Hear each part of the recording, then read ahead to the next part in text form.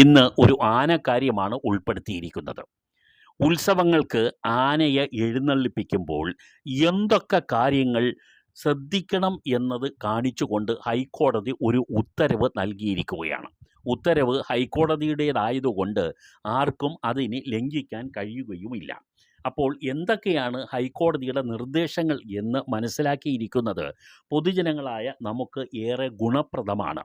ഇത് ആനയോടുള്ള വാത്സല്യവും സ്നേഹവും ഉള്ളവർക്കൊക്കെ തന്നെ ഇക്കാര്യത്തിൽ ഒരു ശ്രദ്ധ പുലർത്തുന്നതും നന്നായിരിക്കും. കാരണം ആനകളെ പീഡിപ്പിക്കുന്ന ഒരുപാട് സംഭവങ്ങൾ റിപ്പോർട്ടുകളായി പുറത്തു വന്നതിനെ തുടർന്നാണ് ഇത്തരത്തിലൊരു നിർദ്ദേശം കൊടുക്കാൻ തന്നെ ഹൈക്കോടതി തയ്യാറായിട്ടുള്ളത്. ഓരോന്നായി ശ്രദ്ധിക്കുക. ജനക്കൂട്ടത്തിൽ നിന്നും വാദ്യമേളക്കാരിൽ നിന്നും ആനകളെ എഴുന്നള്ളിപ്പിക്കുമ്പോൾ 8 മീറ്ററെങ്കിലും അകലം പാലിക്കണം എന്നുള്ളതാണ് ഒന്നാമത്തേത്. രണ്ടാമത്, രാവിലെ 9 മണി മുതൽ വൈകിട്ട് 5 മണി വരെ ആനകളെ റോഡിലൂടെ എഴുന്നള്ളിക്കാൻ പാടുള്ളതുമല്ല. മൂന്നാമത്, ആനകളെ തുടർച്ചയായി 3 മണിക്കൂറിലേറെ എഴുന്നള്ളിക്കാൻ പാടുള്ളതല്ല. രാത്രി 10 മണിക്കും പുലർച്ചെ 4 മണിക്കും ഇടയിൽ ആനകളെ ഒരു കാരണവശാലും വാഹനത്തിൽ കൊണ്ടുപോകാൻ പാടില്ല. ഒരു ദിവസം 30 കിലോമീറ്ററിലധികം ആനയെ നടത്തിക്കൊണ്ട് പോകരുത്. ഇതിൽ കൂടുതലാണ് ദൂരമെങ്കിൽ വാഹനത്തിൽ മാത്രമേ ആനകളെ കൊണ്ടുപോകാൻ പാടുള്ളൂ. വാഹനത്തിലാണെങ്കിലും ഒരു ദിവസം 125 കിലോമീറ്ററിൽ അധികം കൊണ്ടുപോകാൻ പാടില്ല. ഒരു ദിവസം തുടർച്ചയായി 6 മണിക്കൂറിൽ അധികം ആനയെ വാഹനത്തിൽ കൊണ്ടുപോകാനും പാടുള്ളതല്ല.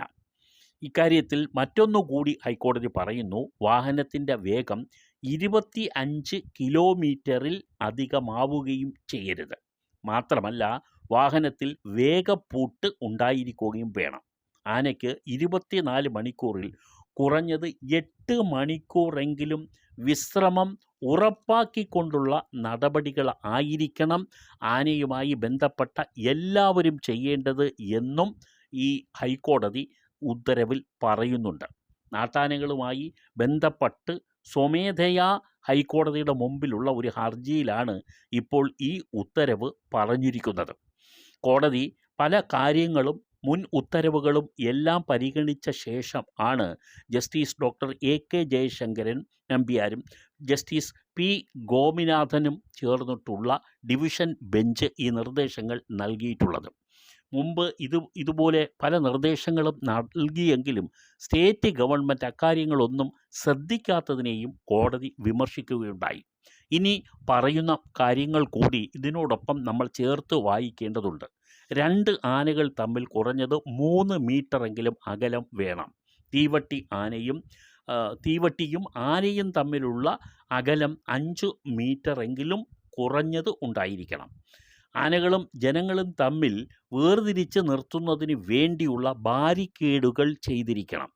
ആനയെ എഴുന്നള്ളിക്കുന്ന സ്ഥലവും വെടിക്കെട്ട് സ്ഥലവും തമ്മിൽ 100 മീറ്റർ അകലമെങ്കിലും ഉണ്ടായിരിക്കണം.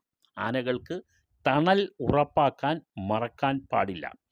എഴുന്നള്ളിച്ചു കഴിഞ്ഞ ആനകളെ ഒരു കാരണവശാലും കടുത്ത ചൂടിൽ നിർത്താൻ പാടുള്ളതല്ല. ആനയ്ക്ക് ഭക്ഷണവും വെള്ളവും കൃത്യമായി നൽകണം എന്നുള്ളതും ഹൈക്കോടതി ഓർമ്മിപ്പിക്കുന്നു. ദേവസ്വങ്ങൾക്ക് എലിഫൻ്റ് സ്ക്വാഡ് വേണ്ട, ക്യാപ്റ്റൻ ബെൽറ്റും വേണ്ട.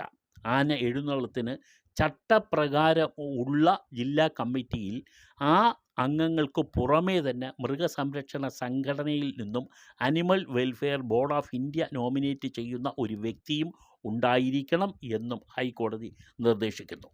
ആനകളെ എഴുന്നള്ളിക്കാൻ ഉദ്ദേശിക്കുന്നെങ്കിൽ അതിന് 1 മാസം മുമ്പ് തന്നെ സംഘടനകൾ ജില്ലാ കമ്മിറ്റിക്ക് ഇതിനെ സംബന്ധിച്ച് വിശദമായ കാര്യങ്ങൾ കാണിച്ചുകൊണ്ട് അപേക്ഷ നൽകണം എന്നുള്ളതാണ്. 3 ദിവസത്തിൽ കുറയാത്ത വിശ്രമം ആനയ്ക്ക് നൽകാനും മറക്കാൻ പാടില്ല.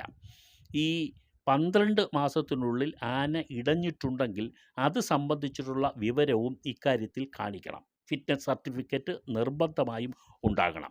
ആനകളുടെ ഫിറ്റ്നസ് പരിശോധിക്കുന്നതും സർട്ടിഫൈ ചെയ്യുന്നതും സർക്കാർ വെറ്റിനറി ഡോക്ടർമാർ തന്നെ വേണം എന്നുള്ളതാണ് ഹൈക്കോടതിയുടെ കർശനമായ മറ്റൊരു നിർദ്ദേശം. ഇതുപോലെ ആനകളെ കച്ചവട മനസ്ഥിതിയോടുകൂടി കാണാതെ ആനകളോട് പ്രത്യേകിച്ച് കരുതലും വാത്സല്യവും കാണിച്ചുകൊണ്ട് വേണം അവരെ ഈ ഘോഷയാത്രയിലും എഴുന്നള്ളിപ്പിലും പങ്കെടുപ്പിക്കേണ്ടതെന്നാണ് ഹൈക്കോടതിയുടെ നിർദ്ദേശം.